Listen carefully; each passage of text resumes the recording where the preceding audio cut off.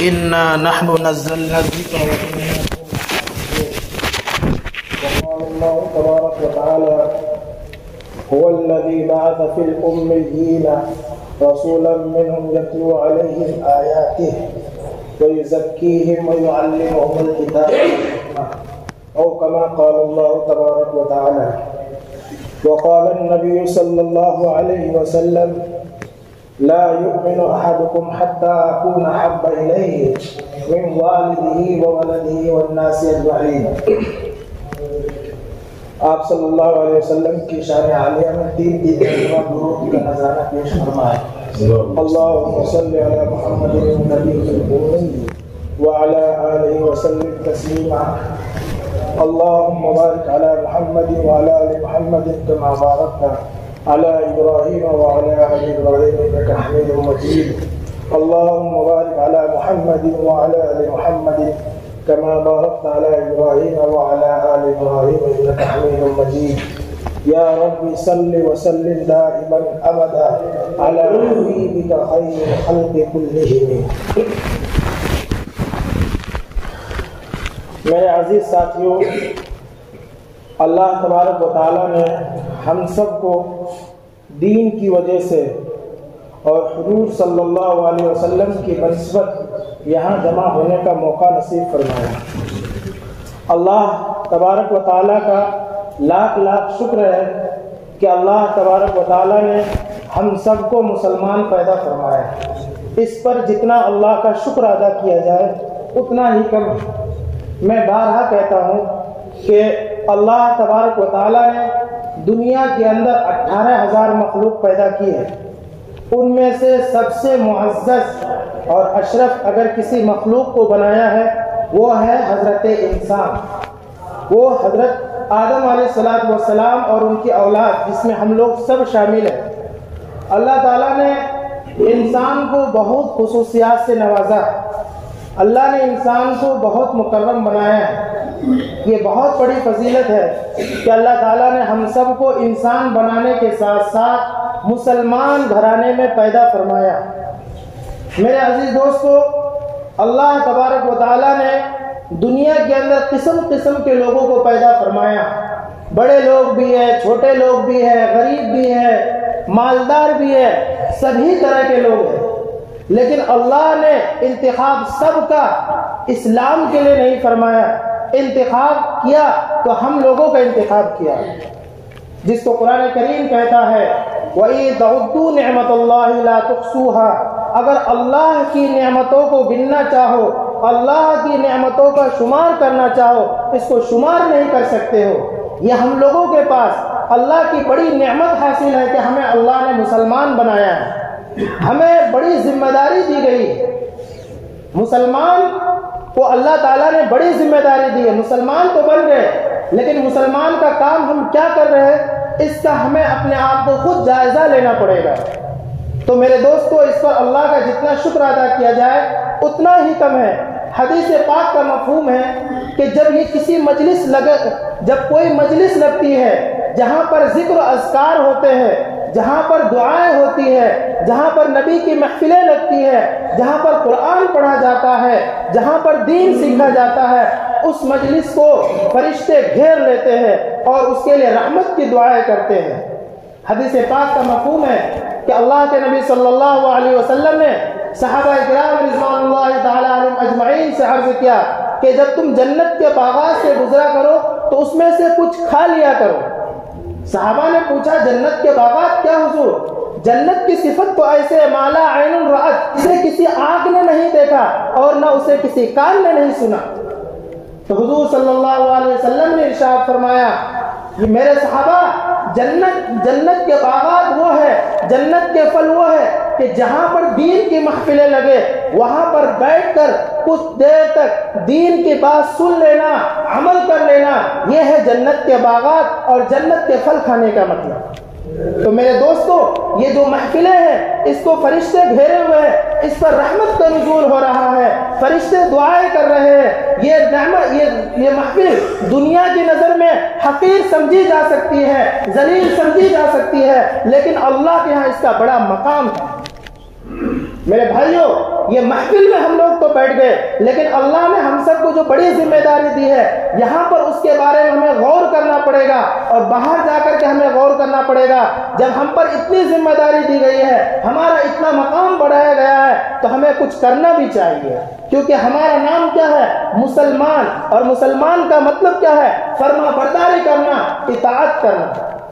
تو میں نے آپ حضرات کے سامنے حدیث شریف پڑھی ہے اور قرآن کریم کی تلاوت کی ہے۔ میں نے سب سے پہلے یہ تلاوت کی ہے کہ جس میں قرآن کریم کی حفاظت کی ذمہ داری خود اللہ تبارک و تعالیٰ نے دی، اور حدیث کا مفہوم، اور حدیث میں یہ بھی کہا گیا خیرکم من تعلم القرآن وعلمہ، تم میں سب سے بہترین انسان وہ ہے جو قرآن کو سیکھے اور قرآن کو سکھائے۔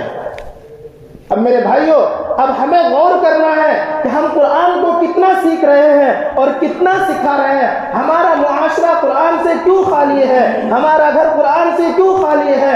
ہم لوگ قرآن کے مسائل سے کیوں واقف نہیں ہے؟ ہم لوگ قرآن کو کیوں صحیح مخارج کے ساتھ نہیں پڑھ پا رہے ہیں؟ یہ ہم لوگوں کو غور کرنا ہے۔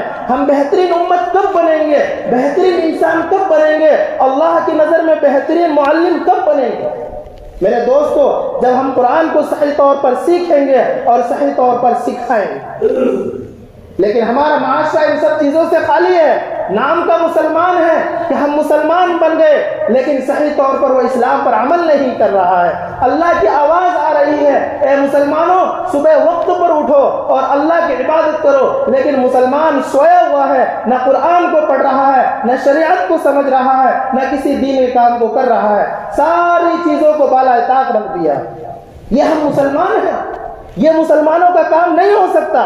مسلمانوں کا کام کیا ہے؟ مسلمانوں کا کام یہ ہے اللہ کا حکم آ جائے نماز پڑھو تو وہ اس حکم کے سامنے اپنے سر کو سر ہم تسلیم کر دینا چاہیے۔ اگر اللہ کا حکم آ جائے اس وقت یہ حج ادا کرو، اس وقت زکوٰۃ ادا کرو، تو اس وقت فوراً وہ تمام اعمال کر دینے چاہیے۔ یہ ہے مسلمانوں کا کام۔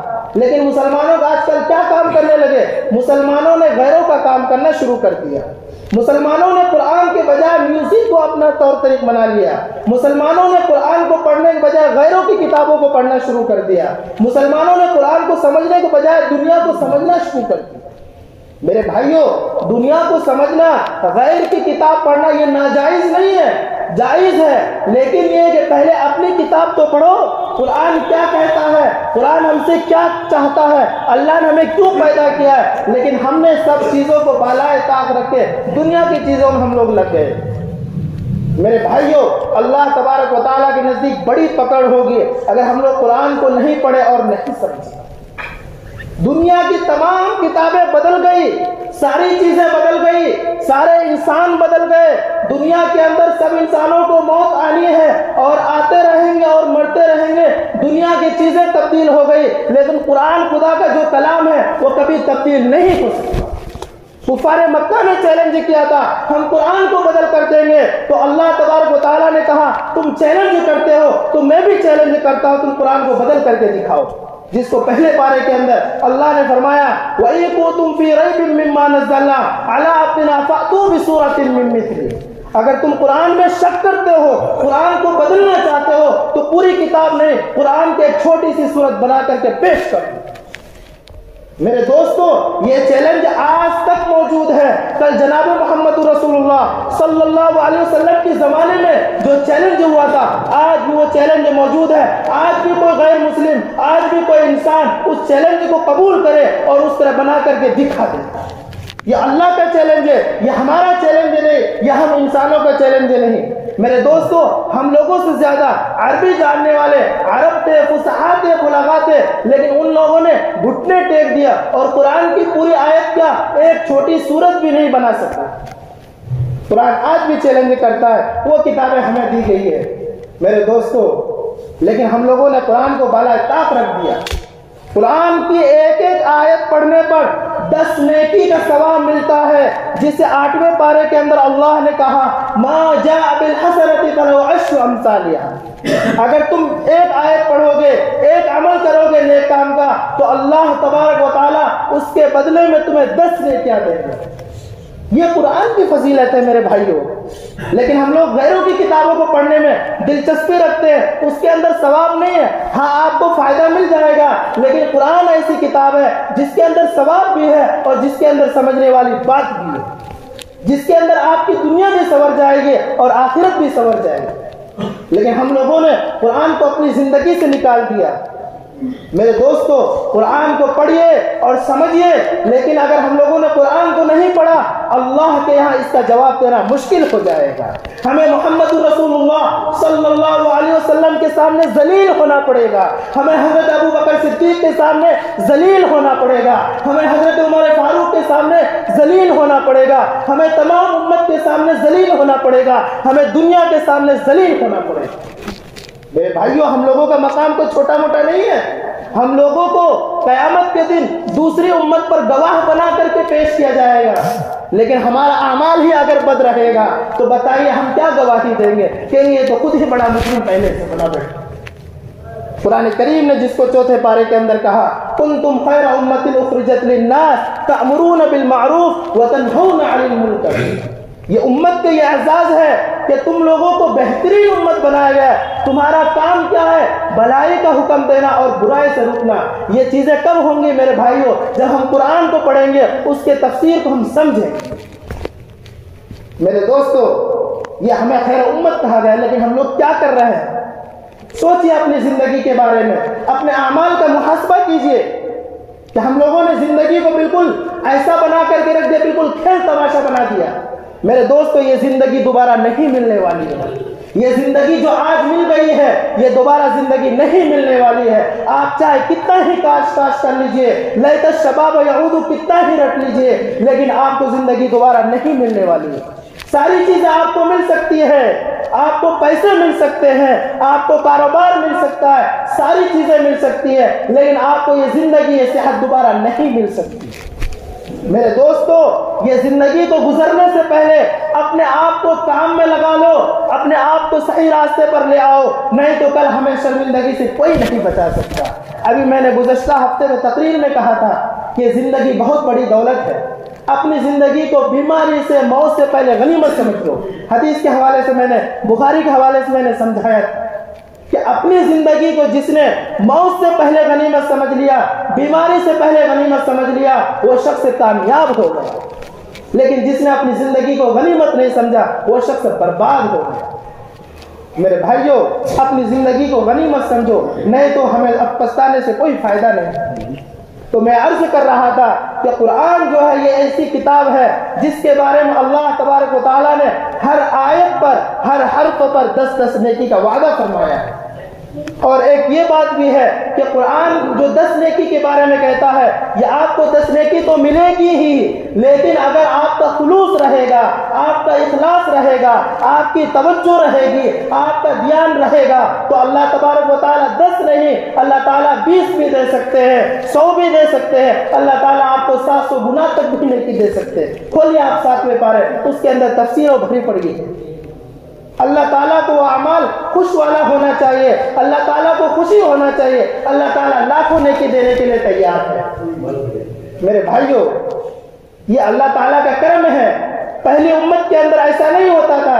یہ امت محمدیہ کو یہ مقام دیا ہے اللہ تعالیٰ نے, ایک نیکی کرو, اگر مجھے خوشی ملے گی میں 10 نہیں, میں تمہیں 100 دوں گا. میرے دوستو, اللہ تعالیٰ نے ہم سب کے راز کو چھپا دیا ہے.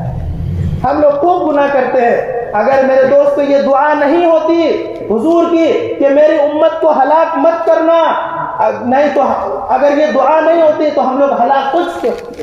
حضور نے یہ دعا وصال سے پہلے یہ فرما دی تھی اور اللہ سے وعدہ لے لیا تھا کہ میری امت کو بیک وقت ہلاک مت کرنا. دیکھیے ہم لوگ کتنا گناہ کر رہے ہیں, کتنے ہم لوگ جرائم کر رہے ہیں, کتنے شرارتی ہیں, لیکن اللہ کا یہ چھوڑ دینا, اللہ کا یہ رحم کرنا, یہ اسی حضور کی دعا ہے جس پر قرآن نازل ہوا, جس کے صدقے میں ہم لوگ جی رہے ہیں, جس کے صدقے میں دنیا کو بنایا گیا ہے. میرے دوستو, قرآن ایک جگہ کہتا ہے کہ اگر حضور آپ کو پیدا نہیں کرنا ہوتا ہم دنیا کو ہی نہیں بناتے. قرآن نے کہا لقد من اللہ علی المؤمنین اذ بعث فیہم رسولا منہم یتلو علیہم آیاتی ویزکیہم ویعلمہم الکتاب. اللہ نے نبی کو پیدا کر کے دنیا میں بھیج کر کے یہ ہم سب پر احسان فرما دیا.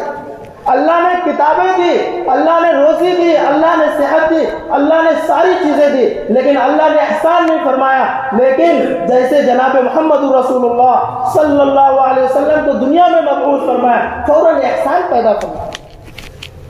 میرے دوستو, یہ نبی کا مقام ہے. جس امت میں ہم لوگ پیدا ہوئے ہیں, جس نبی پر یہ کتابیں نازل ہوئی ہے, وہ نبی بھی سب نبیوں کا سردار, اور جو کتابیں نازل ہوئی وہ کتاب بھی سب کتابوں سے سردار. میرے دوستو, ہم لوگوں کو قرآن کے مطابق اپنی زندگی بنانی پڑے گی. ہم لوگوں کو اپنے گھر میں قرآن کا مشغلہ بنانا پڑے گا, نہیں تو یہ قرآن بالکل تاکچے کی طرح رکھا رہ جائے گا. یہ قرآن کی ہمیں بددعائیں ملتی رہے گی.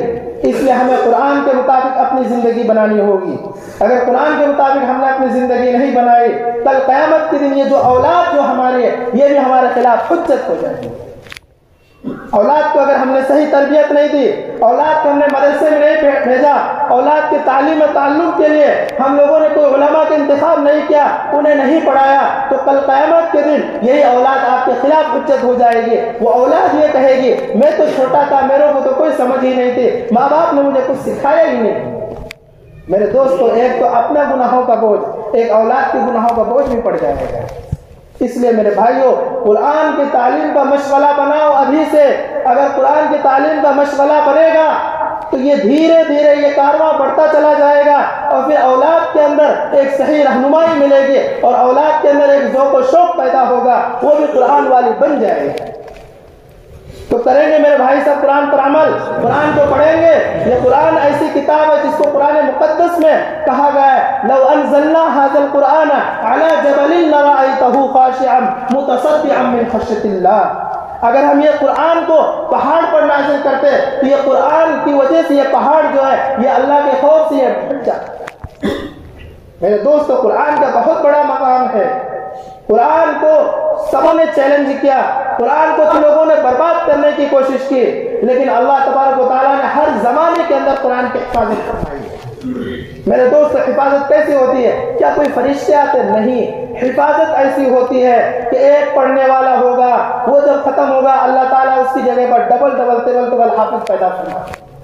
اس کی تفسیر پڑھی جائے گی, اس کی تفسیر مساجد میں کی جائے گی, اس کو مساجد میں پڑھایا جائے گا, اس کو خانقاہوں میں پڑھایا جائے گا, اس کو مدارس میں پڑھایا جائے گا.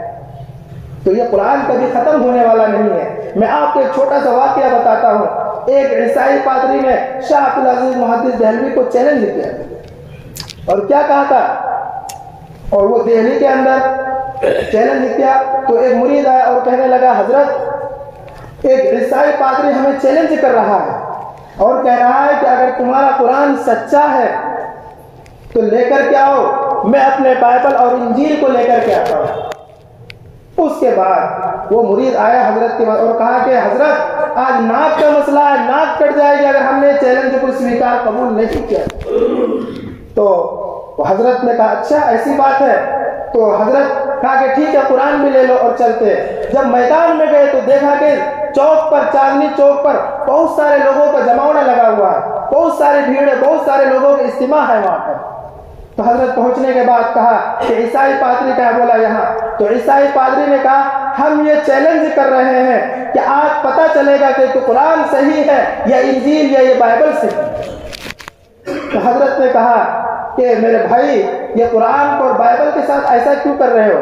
ایسا کرو نا کہ بھائی میں بھی چلتا ہوں اور تم بھی چلو, میں اپنے قرآن کو اپنے سینے سے لگاتا ہوں اور تم اپنے انجیل اور بائبل کو اپنے سینے سے لگا کر کے چلو, اور چلتے آگ میں دیکھتے کہ کس کی کتاب سچی. جیسے حضرت نے یہ بات کہی تو وہ پادری بھاگنے لگا اور کہنے لگا کہ میں یہ مقابلہ نہیں کر سکتا. تو حضرت نے کہا اب تو آؤ. اس کے بعد میں معلوم ہوا کہ وہ پادری جو بائبل اور انجیل میں وہ مسالہ لگا کر کے آیا تھا جس کی وجہ سے آگ نہیں پکڑے. تو میرے دوستو, قرآن کو جو ہر زمانے کے اندر چیلنج کرتا رہا ہے تو ہمارے بزرگوں نے دفاع کیا, تو اب ہمارے بزرگ نہیں رہے تو اس کے چیلنج کا جواب دینا ہم سب کی ذمہ داری ہو گئی. اور ہم کیسے اس ذمہ داری کو ادا کریں گے؟ ہم اس ذمہ داری کو ایسے ادا کریں گے, پہلے قرآن کی تعلیم کو اپنے گھروں میں شروع کریں, قرآن کو پڑھیں, قرآن کو سمجھائے. لیکن ہم قرآن کو نہیں پڑھیں گے, یہ نہیں کریں گے, کیسے قرآن کی عظمت ہمارے دلوں میں بیٹھے گی؟ ہم لوگوں نے ساری چیزوں کو چھوڑ دیا. یہ چیلنج کی بات تو بہت دور کی بات ہے. میرے بھائیوں، قرآن کو پڑھو، قرآن کو سمجھو. قرآن اگر نہیں پڑھو گے تو ہماری نماز بھی صحیح طور پر ہونے والی نہیں ہے. ہماری زندگی ایک مقصد صحیح طور پر کامیاب نہیں ہوگا. ایک بات. دوسری بات ہے کہ میرے دوستو، یہ ایمان جو ہم لوگوں کو ملا ہے، اللہ تبارک و تعالیٰ کی طرف سے ایک بڑی نعمت تو ہے. یہ ایمان ہمیں ایسا ہی نہیں ملا ہے، بڑی قربانیوں سے ملا ہے. قربانیاں بھری پڑی ہیں اس کے لیے. ہمیں قربانی دینی پڑے گی. ہم یہ چاہتے کہ آرام سے گھر میں سوتے رہے اور ہمارا اسلام بول بلند ہو جائے. ایسا نہیں ہو سکتا میرے بھائیوں. ایمان کے لیے، دین کے لیے ہمیں قربانی دینی پڑے گی. ہمیں ہر مصیبت کا سامنا کرنا پڑے گا، ہر چیلنج کا ہمیں جواب دینا پڑے گا. میرے دوستو، تاریخ کی روایت، تاریخ اگر کھولتے ہیں اور روایات کا جائزہ لیتے ہیں تو حضرت بلال حبشی رضی اللہ تعالیٰ عنہ کا واقعہ دیکھیے. کتنے انہوں نے دین کے لیے، ایمان کے لیے کتنے جد و جہد کیا. حضرت بلال حبشی رضی اللہ تعالیٰ عنہ کا واقعہ تاریخ کی کتابوں میں لکھا ہے اور روایت میں بھی ہے. جب انہوں نے اسلام لایا، وہ ایک کافر کے غلام تھے. اس کو امیہ بن خلف، جو خبیث دشمن تھا اسلام کا، انہوں نے اس کو درے لگائے اور بہت سزائیں دی اس کو. اور اتنی سزا دیتا تھا کہ رات میں اس کے کوڑے لگتے تھے اور پھر کوڑے لگنے کے بعد جب دن ہوتا تھا، اس کے زخم ہو جانے کے بعد اس کو دوبارہ ریت پر، تپتی ہوئی ریت پر اس کو لٹا کر کے دوبارہ کوڑے لگاتا تھا. لیکن میرے دوستو، اس بلال حبشی نے ایمان سے اپنے آپ کو انحراف نہیں کیا. ایمان پر ڈٹے رہے، ایمان پر قائم رہے. حضور کا سچا عاشق رسول تھا. ایسے ایمان آگے بڑھا. اگر وہ لوگ سارے مرتد ہو جاتے، بتائیے ہم تک ایمان پہنچتا؟ ہم لوگوں تک دین پہنچتا؟ لیکن وہ لوگ سچے سپاہی تھے اور ڈٹے رہے، اور ڈٹنے کا یہ نتیجہ ہوا کہ وہ کارواں آگے بڑھا اور ہندوستان تک حضرت سعد بن وقاص رضی اللہ تعالیٰ نے اسلام کی تعلیم لے کر کے آگے بڑھے. اس کے بعد ہم لوگوں تک یہ اسلام پہنچا. آج ہم لوگ چاہتے ہیں کہ ہمارے اوپر ایسے ہی سب کچھ فتوحات کا زمانہ کھل جائے. نہیں ہوگا میرے بھائیوں. قرآن کو کھول کر کے دیکھ لو. قرآن ہم سے یہ کہتا ہے، اے ایمان والو، تمہیں مصائب میں، آفت میں، مصیبت میں تمہیں آزمایا جائے گا. نبی کا واقعہ دیکھ لیجئے، آپ نبی کی زندگی کو دیکھ لیجئے، حضرت ابراہیم کی زندگی کو دیکھ لیجئے. کتنے امتحان کا مقابلہ کرنا پڑا ان کو. حضور صلی اللہ علیہ وسلم کی زندگی کو دیکھ لیجئے، کتنے آزمائشوں کا سامنا کرنا پڑا. اور ہم یہ چاہتے ہیں کہ ویسے ہی دین آگے بڑھ جائے گا. نہیں میرے دوستو، یہ ہم سب کی ذمہ داری ہے کہ ہم دین کی حفاظت کیسے کریں گے. پہلے دین پر عمل کرنا پڑے گا. دین کے لیے ہمیں مصائب برداشت کرنا پڑے گا، تب یہ ہمارا قافلہ آگے بڑھتا چلا جائے گا. لیکن ہم نے یہ کام نہیں کیا، کل قیامت کے دن ہمیں رسوا و ذلیل ہونے سے کوئی بچا نہیں سکتا. اللہ تو یہ ڈائریکٹ پوچھے گا، ہم نے تو تمہیں خیر امت کا لقب دیا تھا، تم نے یہ کیا کیا. میرے دوستو، کل قیامت کے دن تمام امتوں کے 120 صف ہوگی، جن میں سے 80 صف امت محمدیہ کی ہوگی اور باقی اس کے علاوہ اور امتوں کی صف ہوگی. اپنے مقام کو سمجھیے، اپنی زندگی کو سمجھیے اور اپنے اعمال کا محاسبہ کیجیے. اگر اپنے مقام کو نہیں سمجھا تو انشاءاللہ کوئی بھی آپ کو صحیح کتنے ہی کچھ کر لے، آپ کامیاب نہیں ہو سکتے. آپ کو پہلے اپنا مقام سمجھنا پڑے گا، تب جا کر کے زندگی کے اندر کوئی اعمال صحیح طور پر کرے گا. میرے دوستو، یہ چیزیں ہم لوگوں کو پہلے تیاری کرنی پڑے گی. حضور کی زندگی کا مطالعہ کرنا پڑے گا، صحابہ کی سیرت کا مطالعہ کرنا پڑے گا. اس کے بعد ہمیں پتہ چلے گا کہ دین و اسلام جو ہمیں ملا ہے یہ بڑی قربانی اور جذبے کے ساتھ ملا ہے. میرے دوستو، ہم لوگ مسلمان ہیں اور مسلمان ہونے کے بعد کیا سوچتے ہیں؟ اب تو ہمیں تو کوئی کچھ کہہ ہی نہیں سکتا، ہم چو ڈنگرے نیس. یہ فارسی کا مقولہ ہے کہ ہماری طرح کوئی ڈھول ڈکن نہیں. میرے دوستو، حضرت ابو بکر صدیق رضی اللہ تعالیٰ عنہ کی زندگی کو اٹھا کر کے دیکھیے. روایات میں آتا ہے، تاریخ کی کتابوں میں لکھا ہے کہ حضرت ابو بکر صدیق رضی اللہ تعالیٰ عنہ کے بارے میں یہ تمام امت کا اجماع ہے کہ وہ جنتی ہے اور جنت کے ہر دروازے سے اس کو سلام پیش کیا جائے گا. اور روایت میں یہ بھی لکھا ہے کہ وہ سب سے پہلے جنت میں داخل ہونے والے ہیں اور سب سے پہلے وہ اسلام لانے والے ہیں. میرے دوستو، ان کا کیا سوچ، ان کی کیا سوچ ہے؟ وہ یہ کہتے ہیں کاش میں کوئی درخت ہوتا میں کاٹ دیا جاتا، کاش میں کوئی پتھر ہوتا وہ ایک طرف ہوتا، میرے سے کل قیامت کے دن حساب نہیں ہوتا.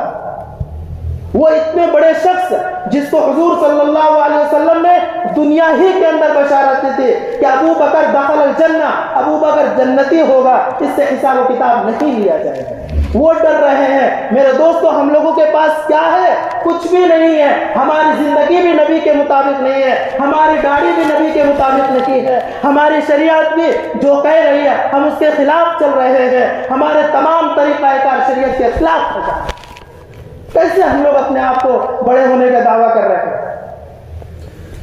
میرے دوستو، یہ چیزیں ہم لوگوں کو سمجھنا پڑے گا، ہم لوگوں کو اپنے آپ کو چھوٹا سمجھنا پڑے گا۔ یہ شیطان کا بہت بڑا دھوکہ ہے۔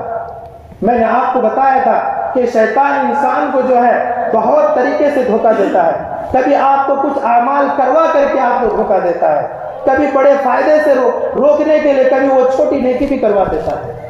اس لیے کبھی اس دھوکے میں مت رہنا کہ شیطان یہ عمل بتا رہا ہے کہ ایسا کر لو، یہ تو کام صحیح ہے۔ وہ شیطان اگر آپ کو کسی چھوٹی نیکی کے بارے میں حکم دے رہا ہے تو یہ سمجھ لینا کہ وہ آپ کو بڑی نیکی سے محروم کرنا چاہ رہا ہے۔ میرے دوستوں، کتابوں کے اندر ایک ہمارے بزرگوں نے واقعہ لکھا ہے کہ ایک دن شیطان آیا، اور ایسے آیا کہ وہ شیطان جو ہے بالکل دروازے سے نہیں آیا بلکہ کہ وہ کسی سوراخ سے آیا، اور وہ بزرگ کہتے کہ تو کیسے آیا؟ تو شیطان نے کہا کہ حضرت میں تو شیطان ہوں، میں ایسے آیا ہوں، میں اس لیے آیا ہوں کہ آپ کی کل ایک نماز قضا ہو گئی تھی، آپ اتنے روئے تھے، اس رونے کی وجہ سے اللہ نے آپ کو بہت ثواب لکھا ہے۔ میں یہ نہیں چاہتا ہوں کہ آج آپ روئیں گے آپ کو اللہ اتنا بڑا مقام دے گا، اس لیے میں چاہتا ہوں کم ہی آپ کو ثواب ملے، زیادہ نہ ملے۔ تو شیطان جو ہے کبھی کبھی ہمیں بڑی چیز سے روکنے کے لیے چھوٹی بھی نیکی کروا دیتا ہے، اس لیے ہمیں شیطان کے دھوکے میں نہیں آنا ہے۔ میں نے آپ کو حدیث کے حوالے سے بتایا تھا کہ شیطان نے 9 درخواستیں کی تھی، اور وہ 9 درخواستیں کرنے کے بعد شیطان کیا انسان کو ہمیشہ دھوکہ دے رہا ہے۔ قرآن کہتا ہے ان الشیطان کان للانسان عدوا مبینا، شیطان جو انسان کا یہ کھلا ہوا دشمن ہے۔ میرے دوستو، ہم لوگ یہاں پر تبلیغ کی نسبت سے بیٹھے ہیں۔ میرے دوستو، تبلیغ کا کیا مقام ہے؟ یہ تبلیغ جو یہ چیزیں نکل کر کے آئی ہے یہ کوئی الگ سے نہیں ہے۔ میرے دوستو، یہ علماء دیوبند کا ایک منہج ہے۔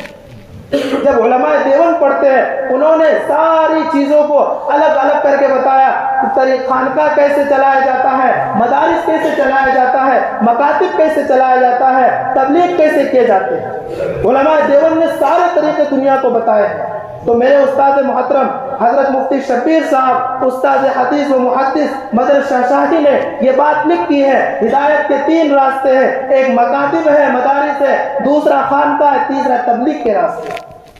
میرے دوستو، مدارس سے بھی آپ کو ہدایت ملے گی، مکاتب سے ہدایت بھی ملے گی، آپ کو خانقاہوں سے بھی ہدایت ملے گی، آپ کو تبلیغ سے بھی ہدایت ملے گی۔ یہ بڑی بڑی چیزیں ہیں، اس کے علاوہ اور بھی چیزیں ہیں۔ میرے دوستو، یہ تبلیغ ہمارے بزرگوں کا دیا ہوا ایک بہترین طریقہ ہے۔ اگر ہم نے ایک طریقہ تبلیغ کے ساتھ غلط کام کیا، غلط رویے سے اختیار کیا، غلط طریقے سے اس کو دیکھا، اس پر نشانہ سادھا، تو ہمارے بزرگوں کی امانت ہے، کل قیامت کے دن ہمارے بزرگوں کے سامنے ہمیں شرمندہ ہونا پڑے گا۔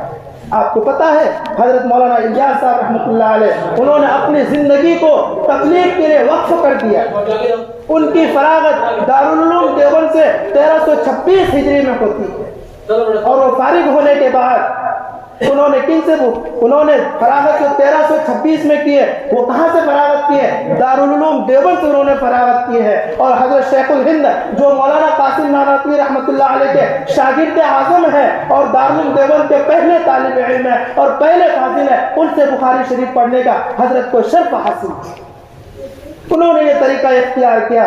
میرے دوستو، وہ فارغ ہونے کے بعد وہ مظاہر العلوم سہارنپور کے اندر تدریسی خدمات انجام پر مامور ہو گئے۔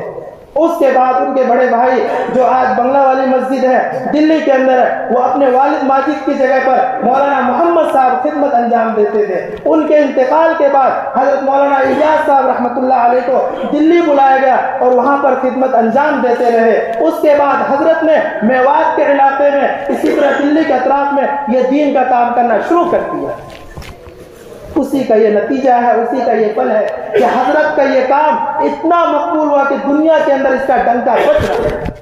میرے دوستو، یہ ہم لوگوں کی نسبت ایسی جماعت سے بنی ہے جس کا دنیا کے اندر کوئی توڑ نہیں ہے۔ ہم لوگوں کی نسبت علماء دیوبند سے، جنہوں نے سارے طریقے ہم لوگوں کے سامنے بتائے کہ آپ کو تبلیغ کیسے کیا جا سکتا ہے، آپ کو مدارس کیسے چلائے جا سکتے ہیں، آپ خانقاہیں کیسے چلائیں گے، آپ مکاتب کیسے چلائیں گے، آپ بڑوں کو کیسے ترغیب کی باتیں بتائیں گے، آپ چھوٹوں پر کیسے شفقت کی باتیں کریں گے، آپ حدیث کیسے سکھائیں گے، آپ جاہل ان لوگوں کو کیسے دین کی بات سنائیں گے۔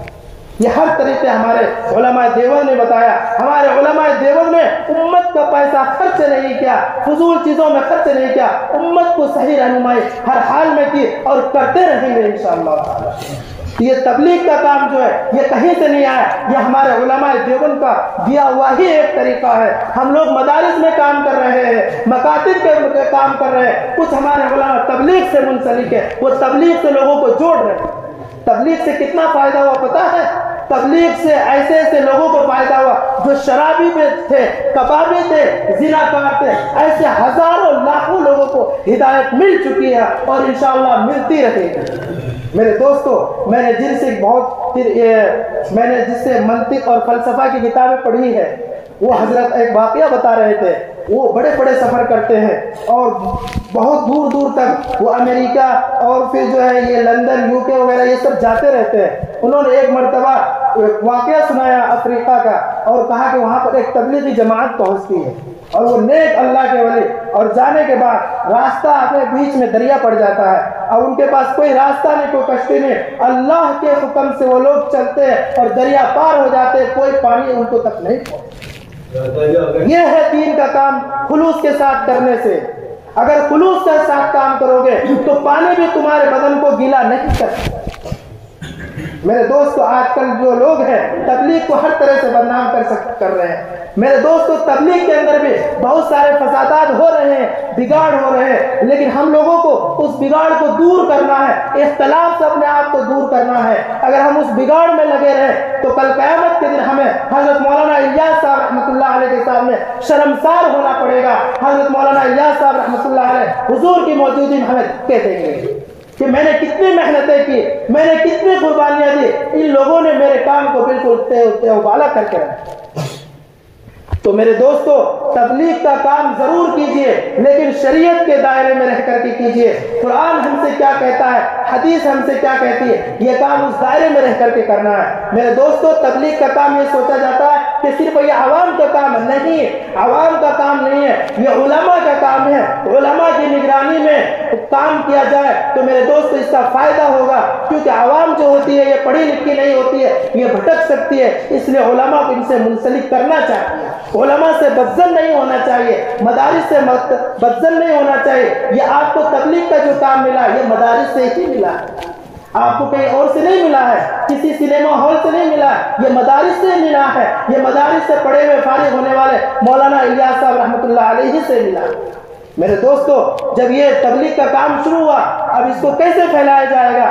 تو شیخ الاسلام مولانا حسین احمد مدنی رحمۃ اللہ علیہ، جو مولانا اشرف مدنی صاحب رحمۃ اللہ جو دامت برکاتہم العالیہ کے والد گرامی ہیں، انہوں نے اپنے بخاری کو چھوڑ کر کے وہ تبلیغ میں گئے اور تبلیغ کا لوگوں کے سامنے تعارف پیش کیا۔ میرے دوستو، حضرت مولانا جو دارالعلوم دیوبند کے بڑے بڑے عبد الجبار صاحب اور اسی طرح دارالعلوم کے بڑے بڑے اساتذہ کرام مولانا محمد اعظم صاحب، بڑے بڑے عالم دین اور بڑے بڑے علماء کرام یہ تبلیغ سے منسلک ہوئے اور امت کے اندر اس کی افادیت کو بیان کیا، تب جا کر کے یہ تبلیغ ہمارے سامنے نکھر کے آ رہی ہے۔ نہیں تو تبلیغ کے کام سے لوگ چڑھتے۔ یہ تبلیغ کیا ہے؟ یہ لوگ جا رہے ہیں، یہ میرے دوست یہ نبی کا کام ہے، یہ نبی کا کام ہے، یہ صحابہ کا کام ہے۔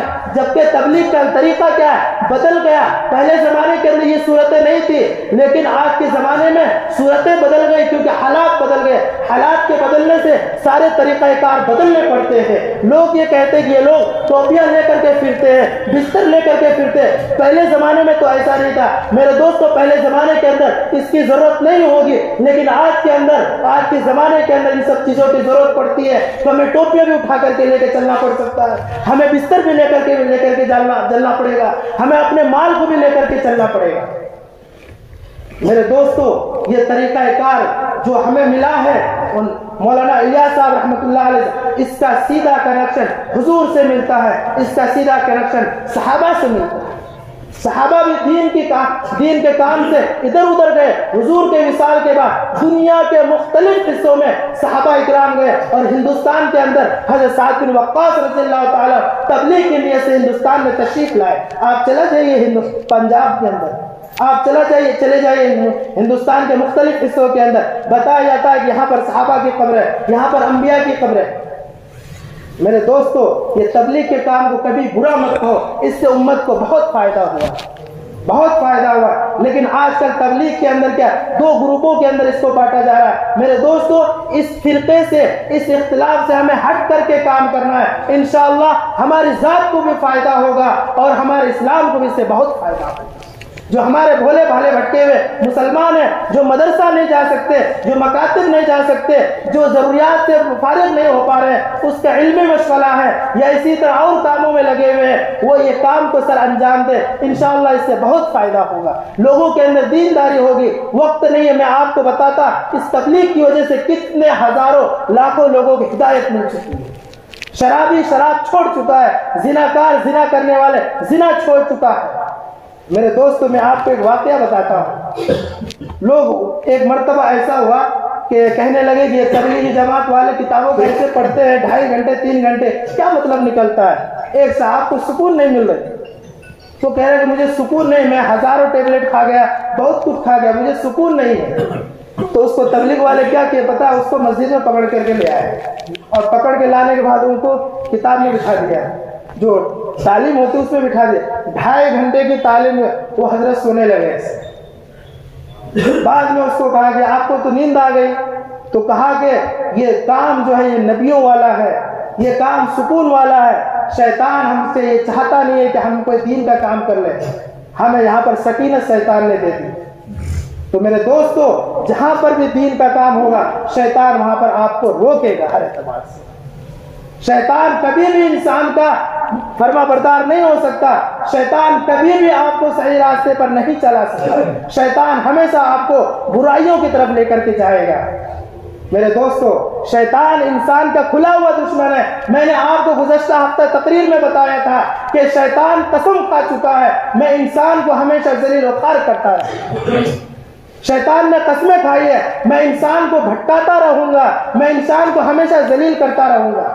تو ہمیں اس کے بچنے کے لیے کیا کرنا چاہیے, ہمیں دین کے کاموں سے ہمیں جڑنے کی ضرورت ہے, ہمیں علماء سے جڑنے کی ضرورت ہے, ہمیں دین کو پڑھنے کی ضرورت ہے, ہمارے کو صحیح تربیت کی ضرورت ہے, ہمارے صحیح علماء کی ضرورت ہے, ہمارے صحیح تبلیغی حضرات کی ضرورت ہے.